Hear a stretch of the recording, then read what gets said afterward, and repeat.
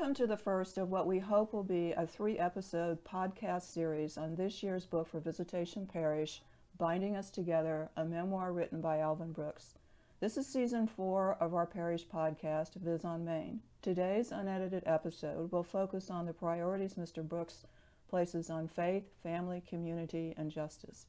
Joining me today is the author himself, Alvin Brooks, who is a widely recognized, genuinely beloved, and deeply admired force of inspiration in and service to the Kansas City community. I'm Lorraine Gordon, a member of the Visitation Faith Formation team. Mr. Brooks, welcome to Visitation, and we're glad that you're here this afternoon to have Ms. Gordon, thank you, and I love that introduction. I love when I ran for mayor. If you had been my campaign manager, I would have been mayor, but thank you so much. Good to be with you here at Visitation. You're welcome. Well, I have a few questions for you today. In the foreword to your memoir, your friend John Kurtz identifies 7 Christian virtues and describes how you exemplify each of them. Now, for those of us who have forgotten the Baltimore Catechism, those virtues are prudence, justice, fortitude, temperance, faith, hope, and charity. I want to ask you, taking those into consideration, those virtues, which have you found to be the most challenging to practice and the most rewarding?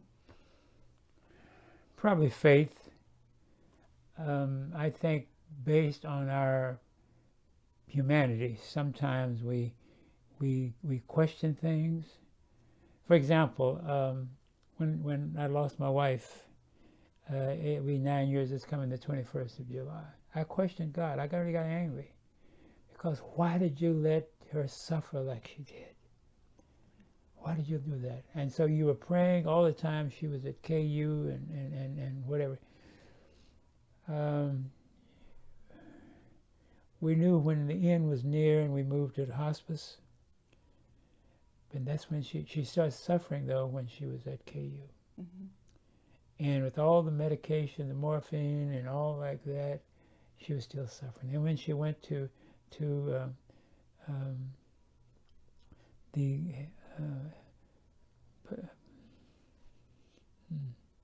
This was a hospice that she...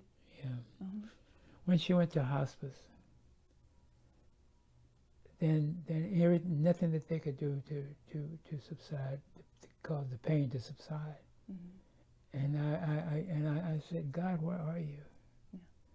Where are you? And then one other time that I challenged God, and God can be challenged, as Christ did on the cross.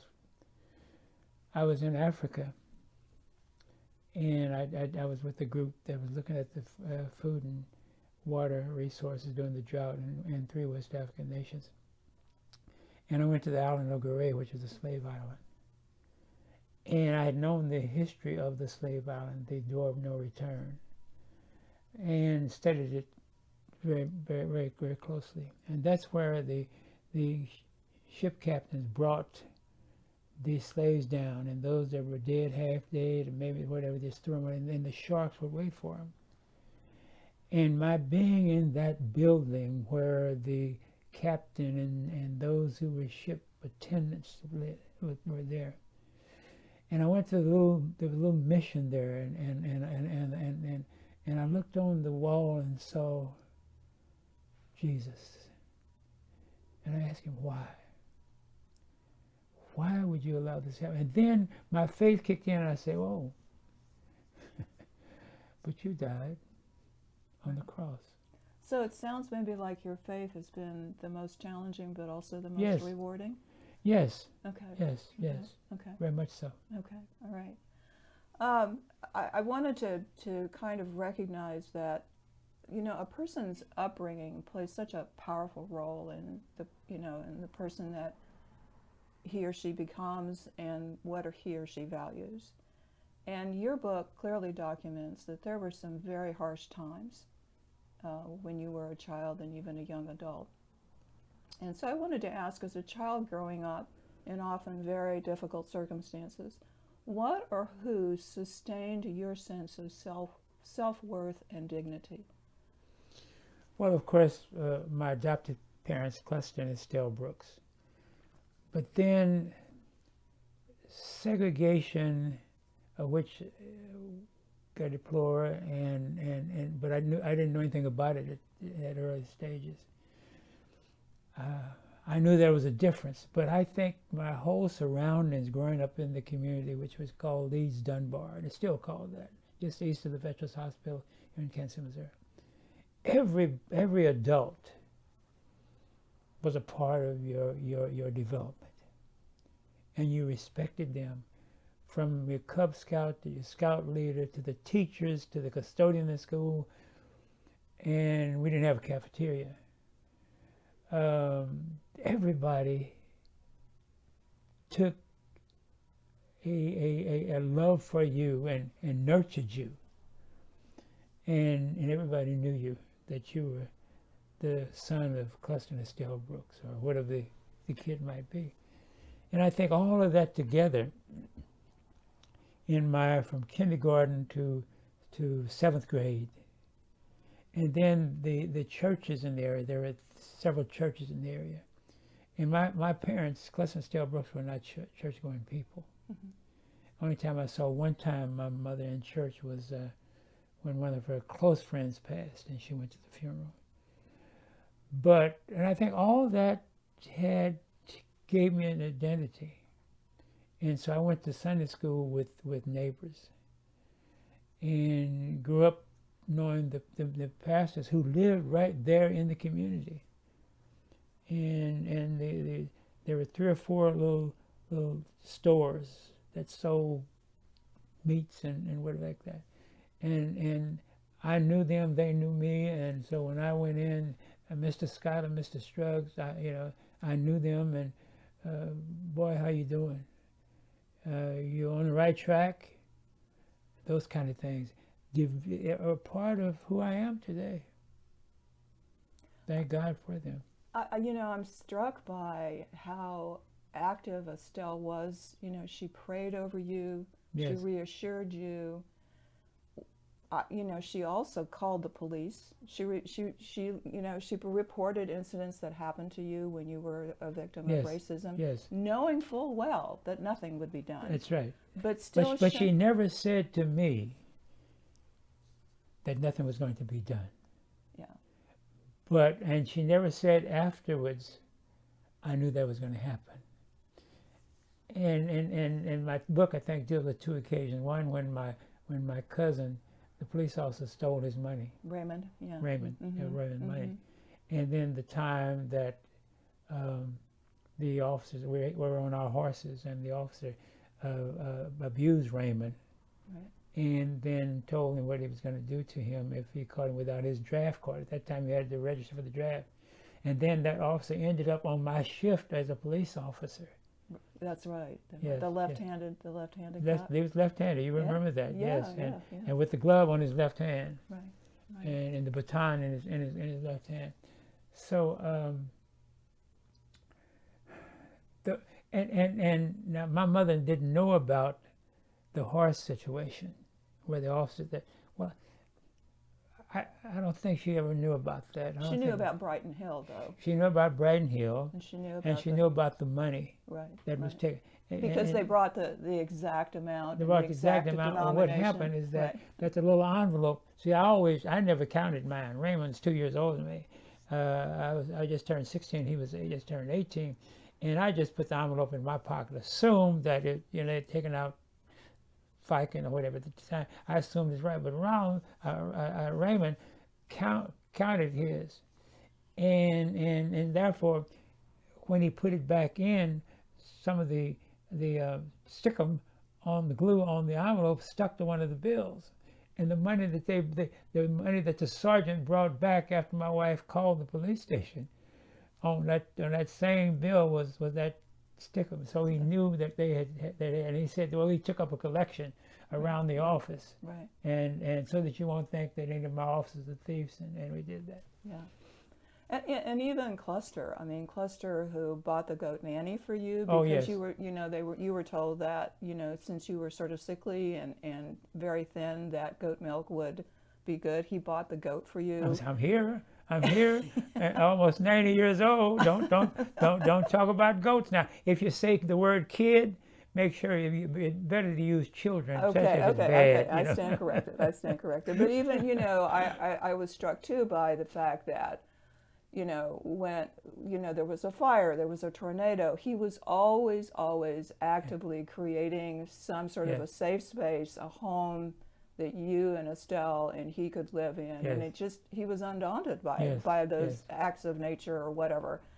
And, that had to have been, both your mother and father had to have been really powerful models of just taking initiative and persistence. And see, as you read in the book, I did not know I was adopted until I was 22 years old. But my mother, Estelle Brooks, would have given her life for me. Yeah. And I often, even today, when I go out to the area in which we lived, and I go out there oftentimes and just take something to read, just sit and walk through some of the vacant lots and some of the homes that are now boarded up, and somewhere they built new homes, and in the hospital, which was, and I just often wish that she could have lived long enough. She passed when I was 17, the year I graduated from high school. And I wish she could, she as you read, she checked herself out of the hospital and should not have, to go back to work with this white family. I think it was to go back to work to make sure you had a suit for your high school graduation. And a ring. Although I was working at Playmore Bowling Alley at the time, she wanted me to have a new suit, a new suit, two-piece suit, and my class ring. And when I had the suit, I had the class ring when she was on her bed at the segregated hospital, General Hospital number 2. And I went there, and I said, and she recognized me. And I said, Mama, here's my ring. I took it off and I showed it to her. And I said, my suit's being altered. And she kind of mumbled something, kind of smiled.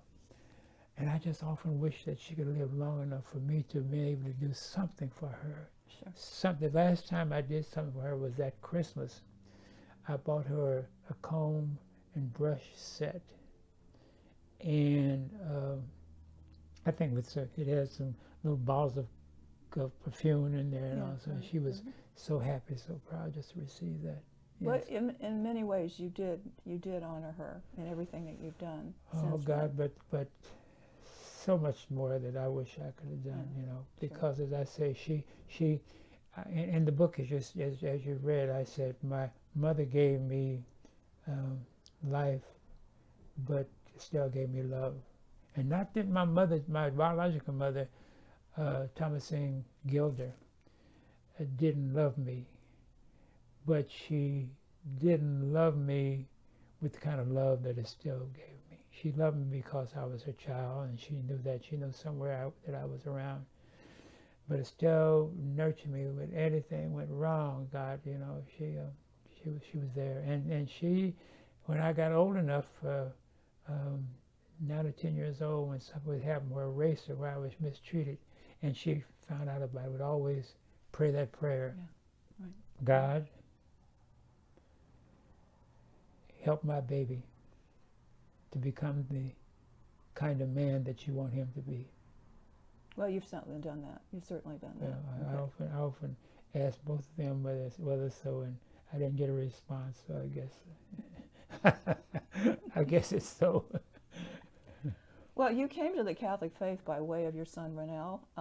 At the time, you and your wife Carol wanted to enroll him at St. Monica's kindergarten, and in order to do that, you actually had to convert to Catholicism, right? Yes. So, and today you're still a very active member of St. Monica's. So, in the 70 years since that conversion, what aspects of the Catholic faith have sustained you as a parishioner, a husband, a parent, and an activist?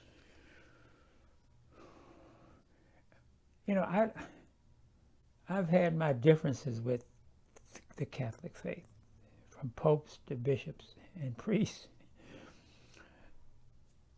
And I'm not sure, I think it might be my Christian faith that has sustained me more than my Catholic faith, than the rituals of Catholicism. I think that think my faith undergirds my Catholicism, if you will, if that makes sense. It undergirds it. And I attend so often black congregations of Protestants, and it there's a cultural kind of a differences there, because I see the spirituals that are out of a slave culture, and of course Santa Monica and maybe St. Therese, maybe the only two that I'm not sure about St. Therese, and maybe St. Louis just to be, but Santa Monica, and where I get part of that, but my soul, SOUL, is rooted in that culture, in those black churches. And I was baptized in the Baptist church. My wife in Pentecostal churches, but black congregations. And so my entire, up until I came to Kansas City University, which became University of Missouri at Kansas City, my experiences were all within in the black community. Growing up young, as I've described, school, my teachers were all black. When I went to high school, they were black. When I went to junior college, they segregated junior college. The professors were all black. The third floor of Lincoln High School, which now stands at 2111 Woodland Castle on the Hill. Couldn't go to the white junior college at 39th. So my experience although I went to Sunday school, I went to funerals, I went to churches, although my parents didn't go out there. And to hear the old spirituals go down Moses and all those kind of things that reflected the culture that kind of brought us to where we were and where I am even today. So I don't wrestle with it. I don't wrestle between the two. But I'm so happy and thankful that I was rooted in that culture, because it made me stronger. It made me more persistent. It made me more understanding of who I am as a African American man with African American family, and it helps me understand even in a white Catholic culture. And I think most African Americans, most black people, even though they were born into Catholicism, because all our children were born Catholics, and but I have only one that's still Catholic, and sometimes I think if I left, she would leave. I think she's doing it for me more than for herself. So that's we only have one black priest now in the whole diocese, Robert Stewart, who both of them went to school with my kids, Terrell Findell as well as the late Robert Stewart. And then, of course, we had two others, Father Benedict Justice and Father Durrell. So, the church is still basically white Catholicism, from the Vatican to the pews. Well, I think that there's definitely discussion undergoing about that very phenomenon now, and I think that people are hopeful that the sense of inclusivity will prevail and be more apparent in the future. One pattern that I noticed in terms, and I'm not sure this is uniquely Catholic, it's Christian, it could be other religions as well, is your inclination, it's almost like a reflex to go to prayer. And I know you've mentioned your mother praying over you, you know, Yes. taking out the Bible, reading from the New Testament, Mm-hmm. and praying over you. And I think that must have been a powerful model, because almost every other major incident in your life, you're praying. And it's not, you know, your mother was praying for protection more than anything else, right? Yes. Your prayer that comes through in your memoir is sometimes for protection, but very often for gratitude, you know, a prayer of gratitude. You know, you come home the night of your wedding, and you and Estelle establish a ritual where you kneel at night. And you Carol. I'm sorry, Carol. Sorry. Mm-hmm. Carol, you know, thanking God, you know, and asking at that time for your son, your yet to be born son, to be healthy. But you say, I gave thanks for those who had helped us. There again, that recognition of Yes. community. And the one place that I was really so impressed with is this. There's a scene where this is after Detective Kenner is shot, and the suspect is a man named Herschel. Herschel Williams, yes. And you pursue him, but you do not shoot him, as many in the force would have wanted you to do. The next day, and you know this is kind of like a pivotal moment in your career as a police officer. Yeah, I was still on probation. And you, the next day in the morning, you and Carol pray together. Yeah. And you thank well, God. That night. Okay, so you thank God for another day. We want Mrs. Kenner. We want to pray for Mrs. Kenner. Please comfort her and her family, and Herschel and his family. God, I pray I did the right thing by not killing the man who killed Officer Kenner. I believe you were there with both of us. Continue to guide me that I may do the things that are just and pleasing to you. God, what I face today is in your hands. Let your will be done. In Jesus' name we pray. That, again, just the power of prayer that, you know, that you obviously have practiced. And, you know, another scene is where there's a delivery of a baby. You weren't expecting to deliver that baby, but once it was born, you asked the people there, you asked for someone to come forward and say a prayer. So I think that that's very deeply ingrained. And that you didn't tell the whole story, because they named that baby after me, and my wife was, oh my God, oh my God, oh my God. Are you crazy? Why would you let them do that? Carol, I didn't know. Well, you better, Carol, I can't go back and tell them. Yes, you can. I cannot go back and tell them. It was an honor, kind of an honor. People thought it was an honor. And I didn't realize it had occurred till I went the next day or so to see how she and the baby were doing. Yeah. And the people at the hospital said, well, first of all, the police officer there, Mr. Smith, saying it was my son, and that didn't go too well with me. And then when one of the nurses said that some people thought an awful lot of you, Officer Brooks, they named the baby after you. I said, oh God. I said, so I thought they were kidding. So she goes and picks up the paper, the application for a birth certificate, Yeah. and there it was. I said, oh my God, you know. So I had to tell Carol about it, but it didn't. I think it was a long time before she forgave me for that. Oh God, but yeah, that, and well, 2 babies, you remember, I delivered, but I did. That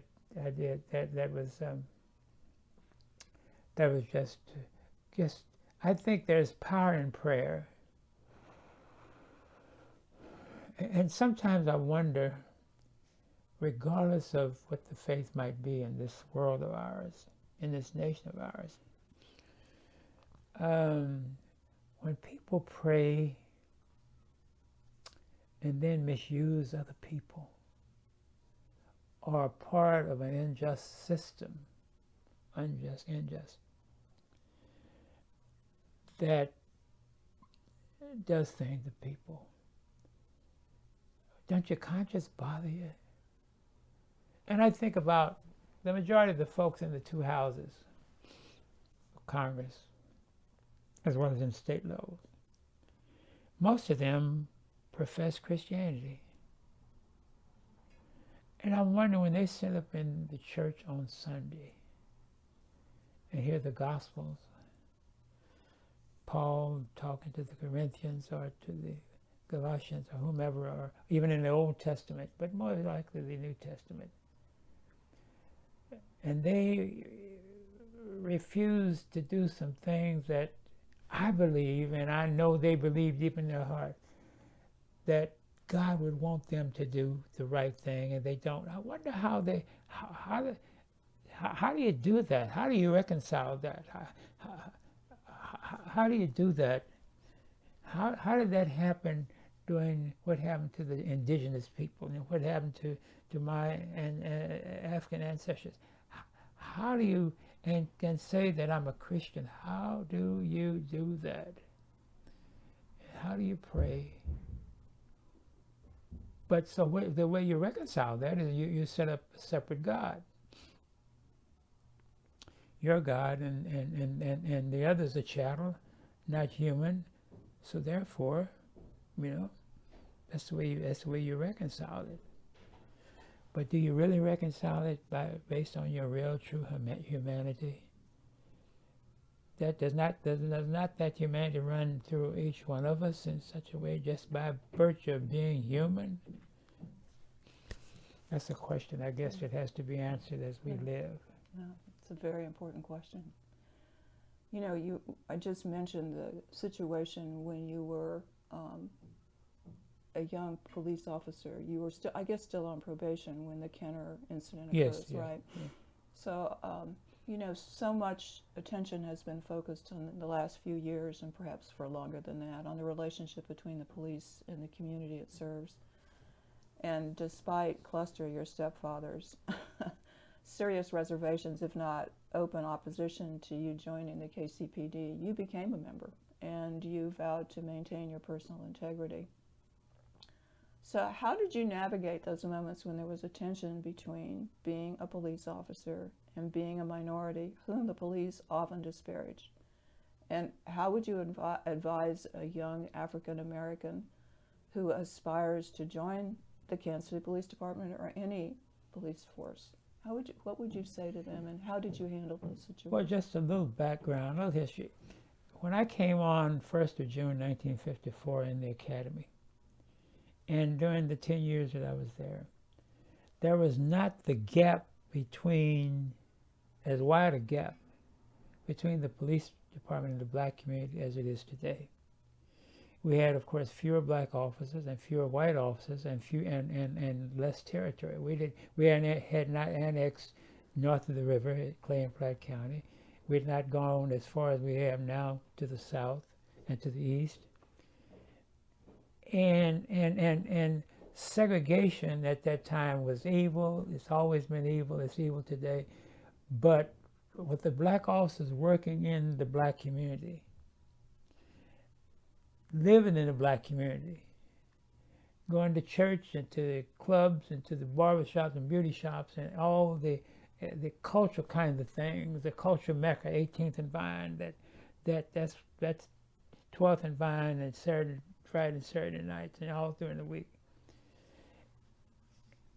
And so you couldn't mistreat folks because you knew them, even if you had a mistreating mind. I don't know whether that's the right terminology, but because you knew them. And I can remember having warrants for folks for certain things. And I would say, listen, this is a fine. Where you working? I'm working for this construction company.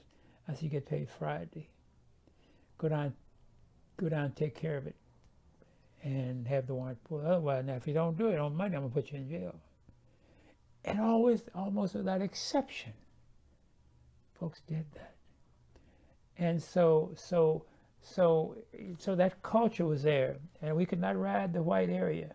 We were restricted to just two areas, which was the majority of black area. White also ride our area, but we can ride the other areas. And so I think that today, a young black candidate, young black cadet, interim officer, as they call him, has a greater challenge because race is still an issue. Racism is blatant. Otherwise, you wouldn't have all these officers being indicted, and now one who's going to go to prison more than likely, and 2 or 3 more still in the pipeline that could go to court. And you don't see the board or the chief coming out and trying to clean house. And even though in my time, that the days that just preceded me, Pendergast was in charge of City Hall and the police department. And so if you want to be a cop, you go to your precinct captain, you go down to the police department, get sworn in, they give you a badge and a gun and a baton, and you go to work. But today, it's different. And I never shall forget, when I wanted to finish my college and get my undergraduate and eventually my graduate degree, I asked the lieutenant, I said, I'd really like to, I said, few people want to work the 4 to 12 or the 12 to 8 shift, but I'd like to go to school, go back and finish my degree. And he said, well, Brooksy, do you want to be an educator or be a cop? And I said, Lieutenant, can I do both? And he never responded. And he never allowed me to do that, so I had to go above him. I said, listen, I'd really like to talk to the captain, who was the captain of the station, William Kennedy. And he said, talk to him if you want to. So I ended up getting frozen on a couple of shifts that allowed me to get my undergraduate degree. The first 2 other persons that graduated in my graduating class, we were the first 3, but the other 2 were white. One became chief, Norman Karen. The first time that any officers had gone to college and graduated while on the police department. Big deal. So I think that I would like for young black prospective candidates for the police department to have the opportunity to talk to some of the quote-unquote old-timers that are still around. And even now, I talk to. When I used to teach in the academy class, and they stopped that. And I tell them these old tales, you know. And even today, as I see young black officers, and they respect me, they've heard of me, and Mr. Brooks, how was it? What? And God, they're fascinated. And I always tell them, always remember who you are. This is a job that's needed, and services needed in more of any other community, in the African American community. But wherever you are, treat people right, like you'd want to be treated. I don't know what your faith is, but lean on it, and keep your nose clean. Don't let anybody else lead you down a primrose path. Tell the truth, and get your degree if you don't already have it, and look to go up. Don't say I just want to do 30 and leave, 25 and leave. It's that you're better than that. That's good advice. Good advice. Mm-hmm. At one point in your life, you chose to enter the world of politics and political activism, and as you did, you were still a man deeply devoted to his faith. And it's understandable that as a practicing Christian and an African American passionate about racial justice, you would see no conflict between those 2 callings. What would you say to those who embrace an active life of faith and who also say that religion should not concern itself with or meddle in politics and race? Well, I think that you can do both.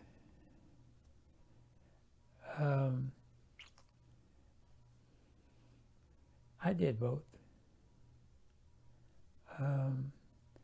8 years as a city council person, representing the majority. Of course, I ran at large.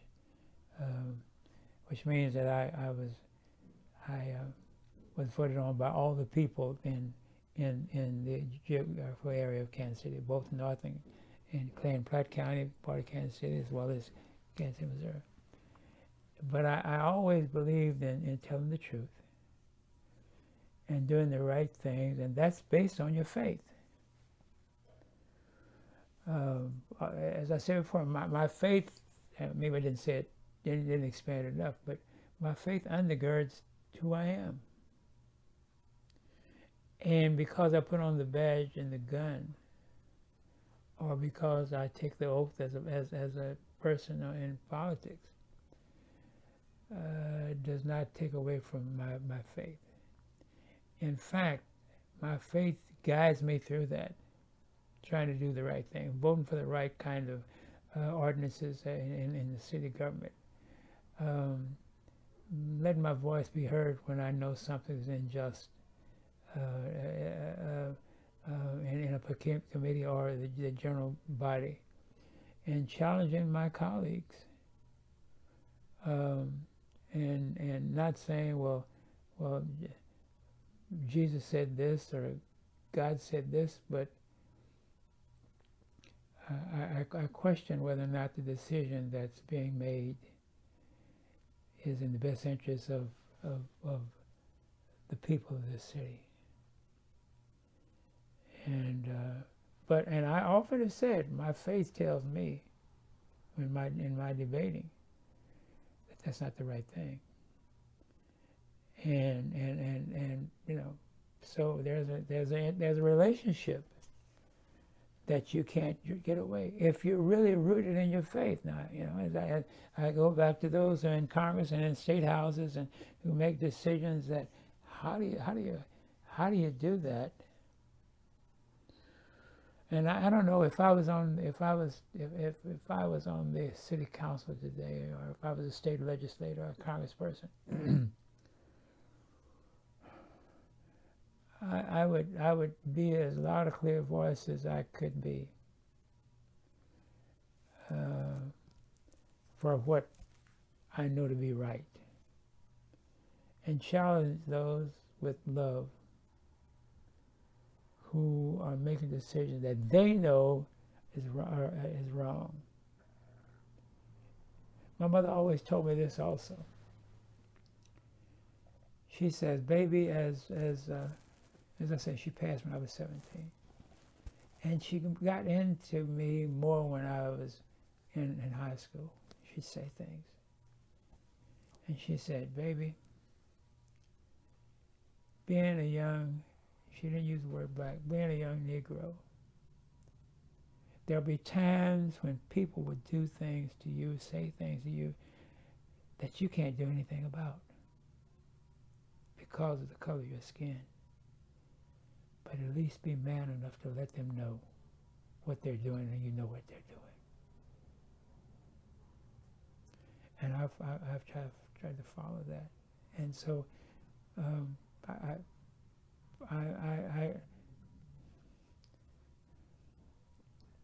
I think I gained respect the 8 years that I was on the city council. I think I gained respect when I was running for mayor. I lost by 950 votes.